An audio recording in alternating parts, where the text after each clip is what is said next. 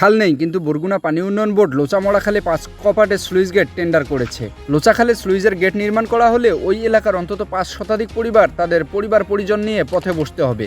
দ্রুত sluice gate অন্যত্র সরিয়ে নির্মাণের দাবি জানিয়েছেন তারা। এ স্লুইসের নির্মাণ কাজ বন্ধের দাবিতে সোমবার সকালে লোচা গ্রামে ঘণ্টাব্যাপী মানববন্ধন করেছে এলাকাবাসী। মানববন্ধনে অন্তত 5 শতাধিক নারী পুরুষ অংশ নেয়। আমতলী উপজেলা নির্বাহী অফিসার মোহাম্মদ আশরাফুল আলম বলেন, লোচা খালে স্লুইসের নির্মাণের আমতলী উপজেলা নির্বাহী অফিসার মোহাম্মদ আশরাফুল আলম বলেন, লোচা খালে স্লুইসের নির্মাণ প্রয়োজন নেই। ওই স্লুইস অন্যত্র সরিয়ে নেওয়ার জন্য বরগুনা পানি উন্নয়ন বোর্ডের নির্বাহী প্রকৌশলীকে অবহিত করেছে। জানা গেছে, আমতলী উপজেলার আমতলী সদর ইউনিয়ন ও পৌরসভার মধ্য দিয়ে লোচা খাল। ওই খালের একাংশে অন্তত 100 বছর আগে পানি উন্নয়ন বোর্ড বন্যা নিয়ন্ত্রণ বাঁধ নির্মাণ করে। বাঁধ নির্মাণ করায় খাল ভরাট হয়ে গেছে। ওই খালের মধ্যে অন্তত 5 শতাধিক পরিবার বাসাবাড়ি নির্মাণ করে বসবাস করছেন। ওই খালের তেমন চিহ্ন নেই, কিন্তু বরগুনা পানি উন্নয়ন বোর্ড ওই খালে 5 কপাটের স্লুইস নির্মাণের টেন্ডার কাজ সম্পন্ন করেছে।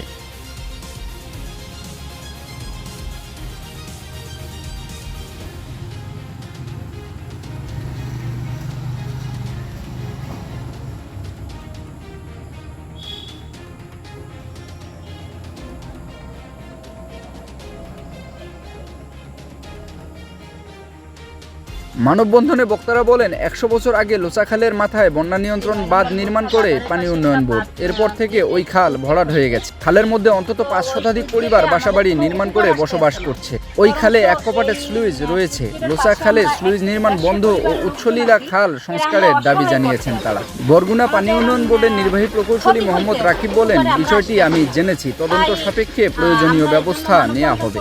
যাতে আমাদের এই সূর্যেরটা যেন না হয়, এটা যেন বন্ধ করে অন্য পাশ দিয়ে দেওয়া।